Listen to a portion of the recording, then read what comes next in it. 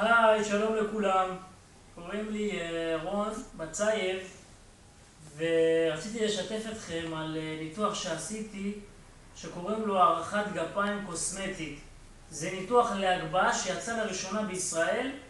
רציתי רק להגיד קודם כל שאני מאושר מאוד שהתחלתי אותו, כי חלמתי לעשות אותו מאוד, ושאני הראשון בארץ, כן, הראשון. התחלתי את הניתוח הקוסמטי שרבים מהאנשים חולמים לעשות אותו, אבל מפחדים נורא. בכל זאת זה ניתוח, אבל ניתוח מאוד יקר, כואב וקשה לעבור אותו. רק מעט מאוד אנשים מצליחים לעבור אותו בכל העולם.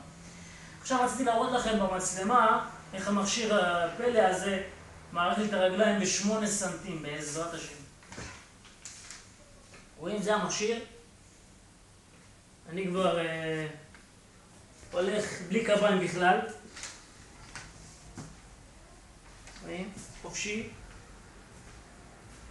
ודרך אגב למכשיר הזה קוראים אליזרוב, על שמו יהודי קפקזי, זיכרונו לברכה.